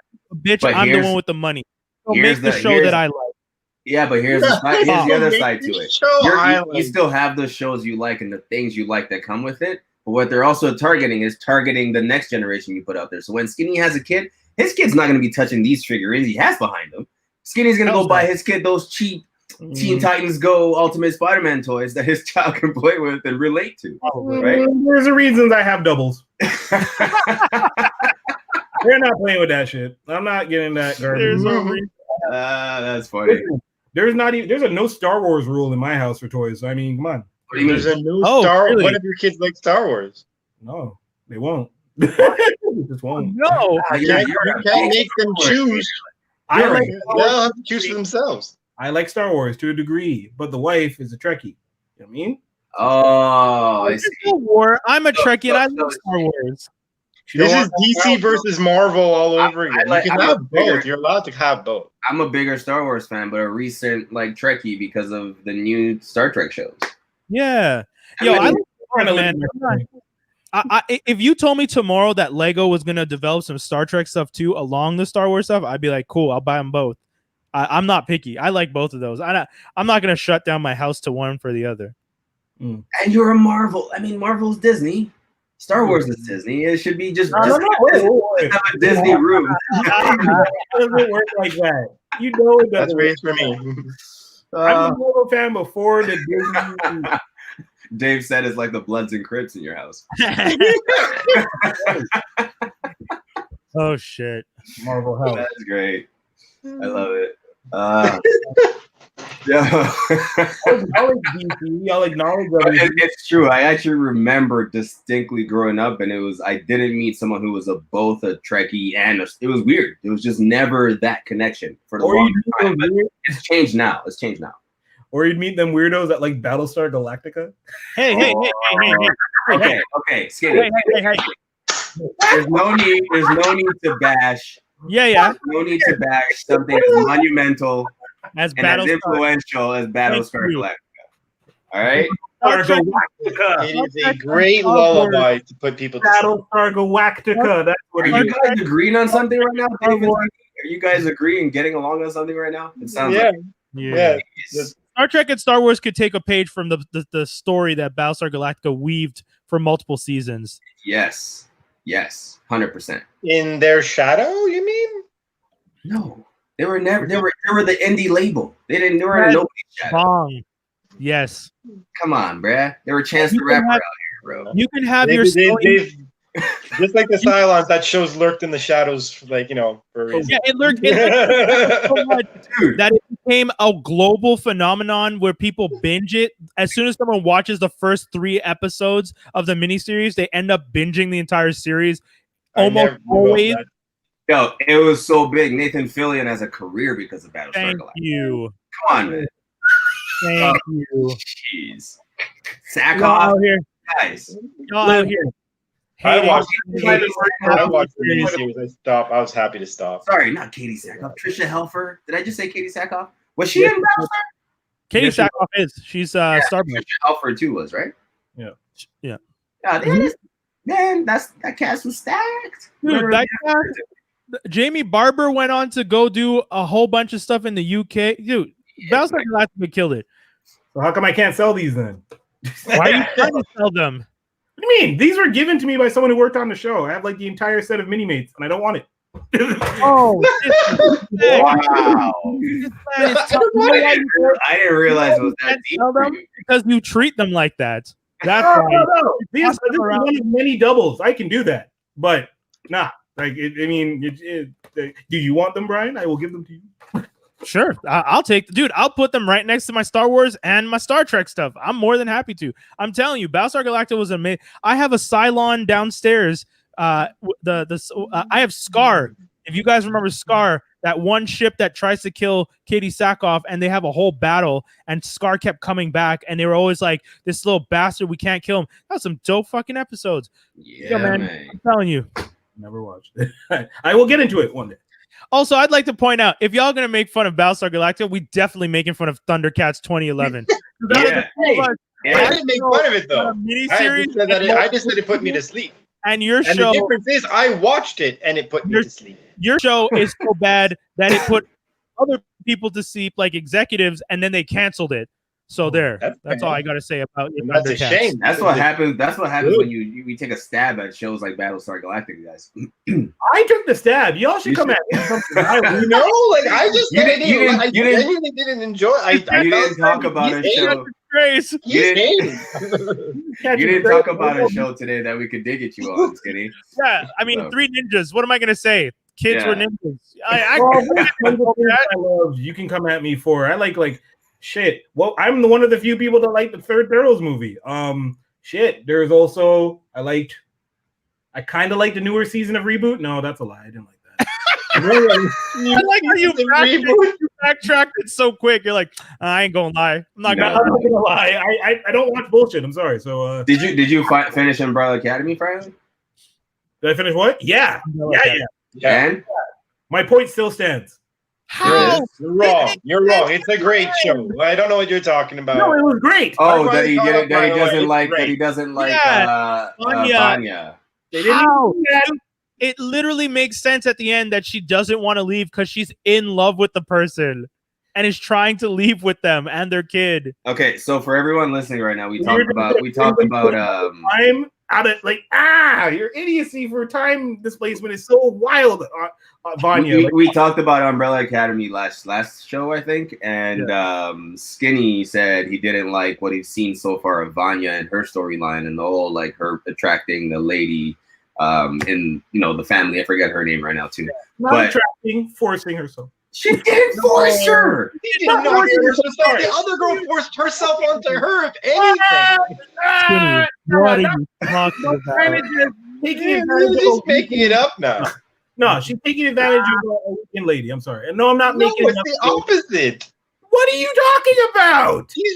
If anything, I said it's the opposite. I tried to agree with you last show when we talked about it by saying that they could have used Vanya's connection with the son as the connection back to the family, but this was more weighted.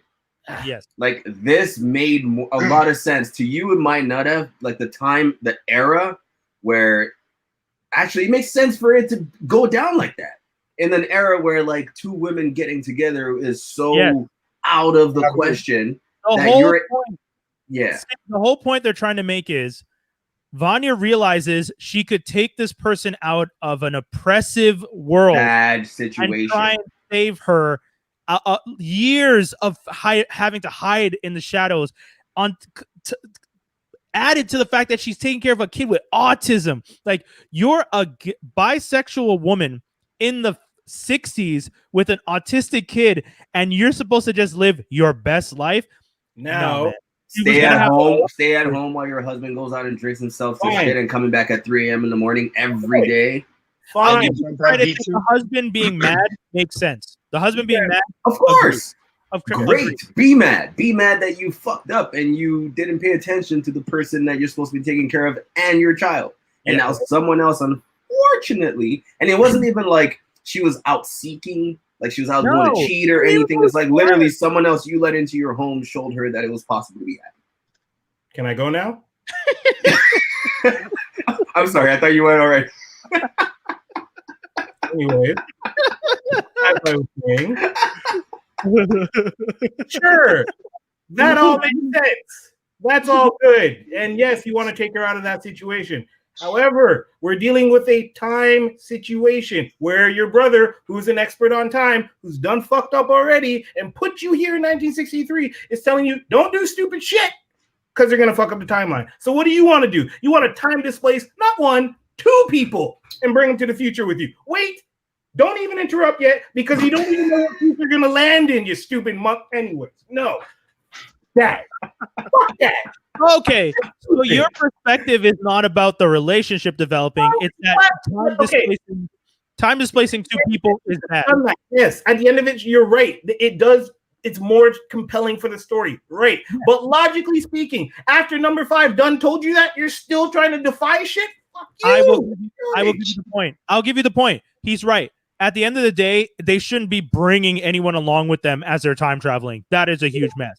You don't see her rumor doing that with her husband. You don't see her being like, hey, you're a black man in 63. Do you want to come to a future where Obama was president? Stop it, man. I agree.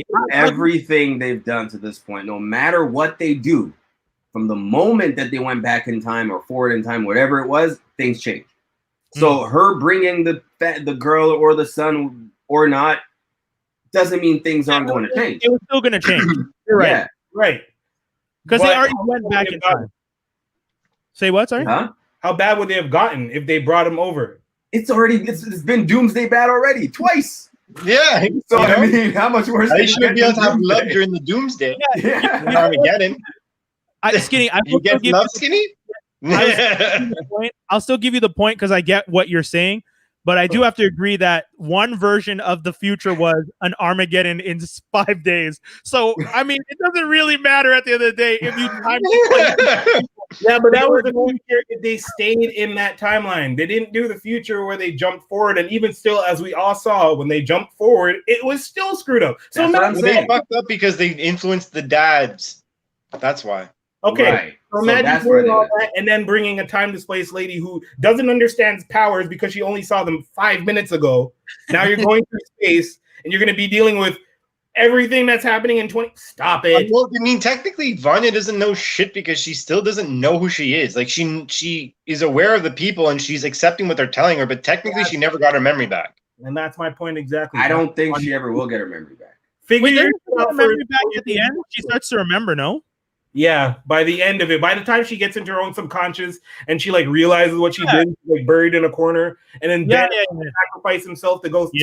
Dog. Anyways. Yeah, but when I say I don't think she'll get her memory back, I mean I don't think she'll be that first season Vanya anymore. Right? In spite of the memories, it's not like I got my memories back. And you know how some movies like you get your memories back, and the person you're becoming this whole time all of a sudden just disappears and you're back to your old self. Whereas I think this is more of a realization of who she was and not who she is. Okay. Can we lean away in season 3, please, from It's Always Vanya? Please? Yeah. Well, I'll give you that. I'll give you that. Okay. I get it. I like the fact that she was the cause of Doomsday for 2 seasons. I like that. Season 1 is good. Season 2 is like, damn, again. But if you do it in 3, no, don't do that. Well, I'm convinced that the family is always going to be the cause for Doomsday in some sense. Okay, now we can talk about this. Yes, this Sparrow? is yes, exactly. They said that a while ago, though. What? We didn't talk about Sparrow Academy yet. Huh? No, we didn't talk about Sparrow Academy. No. Yeah. No. Sorry, go ahead, Toby. Hit us, and then we have to get to news because we got. Well, What? Outside of the Sparrow Academy, I think this family is doomed. It's in their sort of like lineage and time. They're always a cause of doomsday, no matter what time they're in. Yeah. Right. I think the series ends with them realizing they have. No matter what we do, we can't escape this fate. I think the show ends with them realizing, oh, we're supposed to die. You can't tell me we time jump and displace every time to the end of the universe. That shit don't make sense. How is that happening every time? What a terrible existence. And I don't. Nope. It makes sense based off of what you've seen so far. Exactly. Yeah. Well, that's or like, at least maybe not the whole family, but at least Vanya and 5. And I think at some point, I think we're gonna get 5 seasons, and then maybe season 6, they're gonna go, we're tired of fighting. Like, we might as well just give in to this thing, and it kind of ends with them, a la, what's it called, Rogue One, where you just allow the wave to come in and take it. Yeah, that's how I think it'll end. You think they're gonna push it to 5? Well, they're gonna figure out the way to do it with only them dying it and not being the apocalypse. Yes, right. That's what I think. Oh, okay. Yeah. They feel like the pariah of DC. You know how that pariah, that character that sees the end of the world and he's just always brought to the worst possible time. That's what it feels like when you watch the show.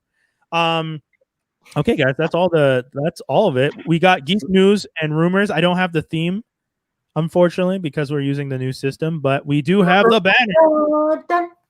Yeah. Geek news and rumors. The Boys season 2 drops this Friday. If you guys are listening to this on the podcast, it's September 4th. If you guys are watching us live right now, it's on Friday in 2 days. Big things. There's going to be an interesting season. There's going to be a lot of cool stuff happening this season. Looking forward to it. I am very super hyped for this. Yeah. My partner's more hyped than me. She's like, yo, I can't wait. I was just like, for what? She's just like, yo, The Boys season 2. I was just like, oh yeah, that's true. Like, she's the one that keeps reminding me. So I'm excited.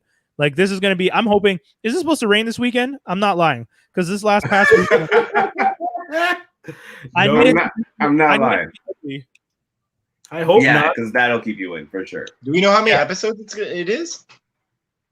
I'm not sure. How many did they do last season? 10? 8 or 10? 8. I think it was 8. Please be more than 8. It's gonna be a big season too, because they have a lot to address. There's like the way they ended the last season, and the trailer makes it look like they are not dealing with things yet. And I'm super interested of where this is gonna go, because Billy the Butcher and Homeboy saw that kid. Like, there's stuff going on. So I'm excited. 8 episodes in season 2, and season 1 had 8 as well. Okay, yeah, that's what I thought. You gonna make me wait a year for 8 hours? You piece of shit! Shit! Only 3 come. You fuck. Yeah, such a weird release date. Why? What's the dates? How many episodes? Well, I mean, on IMDb, it says that the first 3 is September 4th. Yeah. Then there's one on the 11th. Then there's one on the. It was always a weekly release. Yeah, but the first 3 episodes are the first week. That's kind of weird, no? Yeah. They've done that before. Okay. Give you a happy binge and then make you have to wait for it for 8 exactly. Weeks. Yeah. Amazing. So I might be able to do this. Batman. Go rent another chalet and watch this one. No, I don't have the internet, Toby. It's because I didn't have the internet. Jesus.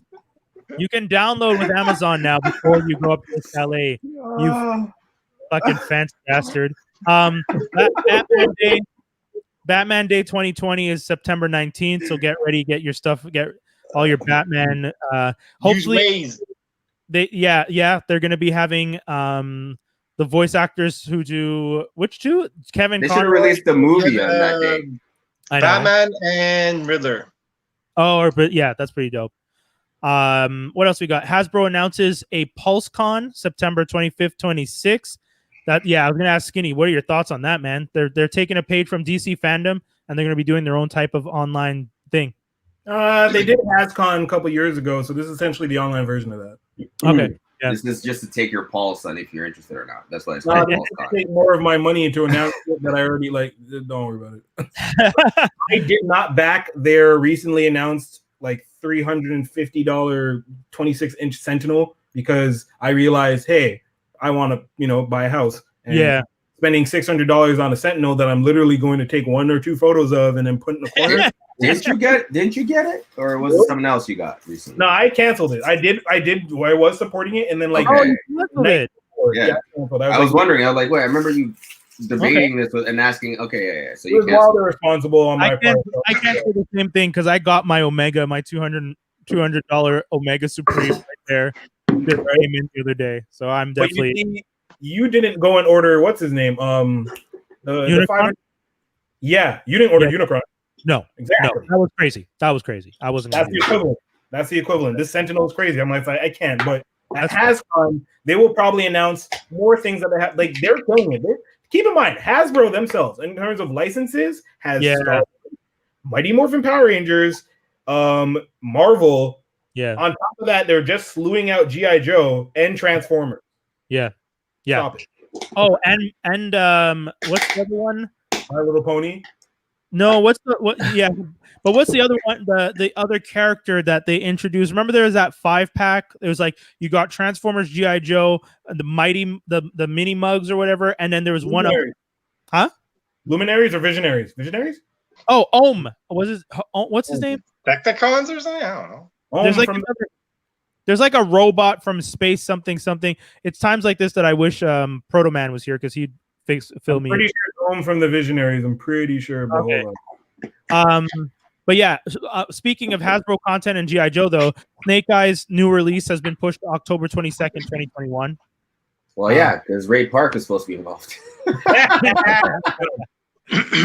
Oh, shout outs to Dave. Dave Linton just gave us this little piece of news. Death Row Records also with the Hasbro. That's true. Oh, nice. That's true. Hasbro bought E1 Records, which used to be Koch, and Koch owns Death Row. So no, they don't own. But yes, but no. But they do. They do, but you just don't want to give it to them. Yeah. They own Death Row. No, they're not gonna like roll out a set of like Suge Knight toys or anything like that. If that's what we're gonna get our Tupac action figure, and then Diddy's gonna be like, "Well, I gotta make a Biggie figure too," and then next thing you know, we gotta make a Biggie all over again. Yo, the best part is the Suge Knight figure is essentially gonna be a Kingpin repaint. That's exactly it. It'll just be What's that fight for New York? Those Def Jam, those video games, Def Jam games. It would be, it looked like that exactly. That's all it would be. You don't want Hasbro doing that because they don't care about facial recognition if they really don't have the money to back it. So they don't pay for the facial print for Tupac or Biggie, or they'll just try to do it themselves. And oh god, that's wait, I'm surprised. My Little Pony. You said it before. Is Hasbro not Mattel? No, it's Hasbro. Oh shoot! Okay. All right. Hasbro runs things in terms of toys. They run it. Really okay. On top of that, all the board games. Oh yeah, quite a few. That's true. And then the last thing we had was John Boyega criticizes Disney for bait and switch marketing. Essentially, I could have told you that from day one. Yeah, the gist here is that Disney went with the whole like, oh, we're gonna have a black guy, Finn. We're gonna have a woman. We're gonna have Kelly Tran. Look at our diverse cast. But then when it came to the end of the series, it ended up just being the two white people. Adam Driver. Because they ended up they backed off because of fans. They backed off from their possibly the original plan they had was to give Boyega. He had a lot of scenes in the trailer that didn't end up in the movie. Yeah, right. Supposedly, I don't know if you guys have seen it, but there's that script that got leaked that was the original script for the third movie. And when people who've read that script say that script makes way more sense, and those characters that got pushed to the side were actually predominant in those scenes, like they were in the story. So, and again, leading up to the third movie, we thought that would be the case. And then when we saw it, we're like, oh, didn't they say they were going to have more of an active role? So that trilogy was a flop. Yeah, nah, I wouldn't go that far. Haven't seen it. It wasn't a flop at the box office. It was a flop in the storytelling. Yes, but it makes sense that it's a flop because they listen to the fans. Yes, I agree with him. I think it was a flop in the sense that it did not end the story in a great way. That they definitely done it at all type thing. Because they didn't do it justice. I mean, you could have done it, dude. I'm telling you, I've read segments from that other script. If that script is legit, that movie would have been good. Oh, yeah. Dave just mentioned when we first saw it, he was force sensitive. Even in the trailers, we're like, oh, Yeah. he must be a Black Jedi. Yeah. And then so many times he tried. We got a glimpse of him trying to tell her Rey something, but he never got to say what that thing was. Didn't he say something stupid instead at the end on the third one? In the end, he was just like, "Oh, I love you," or it was something weird in its place. Yeah, that's stupid. Yeah. But I just don't understand why people were upset, because it's like you already had Samuel L. Jackson. Like, why are you upset? Like, why is it upsetting that? I'm upset that Dave. I don't understand any of it. I don't. I thought it was because of that. No. It was because it felt like you were trying to ride the wave. Okay, there is a movement. There's a movement happening in the world where people are trying to get more representation and diversity, right? I know. So imagine a big company coming in saying, "We are going to represent the fuck out of you. This is what this movie is about. Men, women, all colors. Bam!" And then you come to the movie and it's the same old, same old.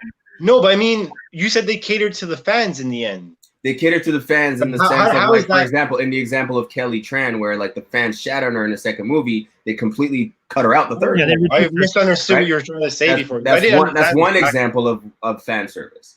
Another example is not giving Boyega that prominent role that he was probably promised, or that he actually even filmed or went into thinking he was going to become.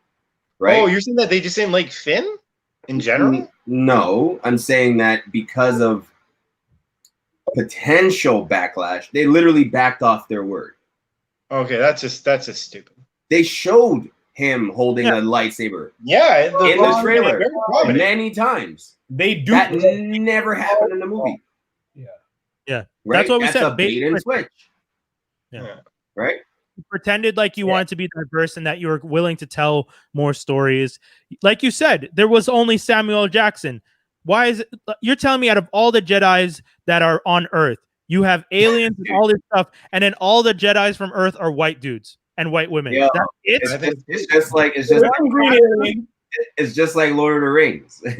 Like same thing. They have all these. Yeah, that is a good point. I never. And there's not one black. How are all the elves white? Right? Yeah. There's a lot of. There's definitely a lot of. Even like going like being a white wizard is the supreme, right? He goes from Gandalf the Grey to Gandalf the White, right? Yeah. There's all these undertones of things. Showed up and been like, "Hey, Gandalf, I'm tired of you missing my color, dog." He call himself Go Off the Black. That's great.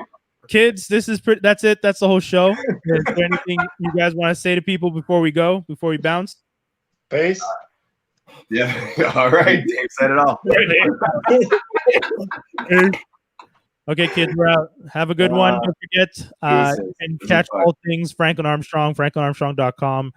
Make sure to check it out on the website, and check out our new outro.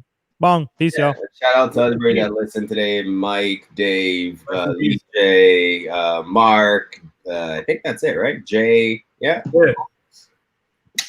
Deuces, folks.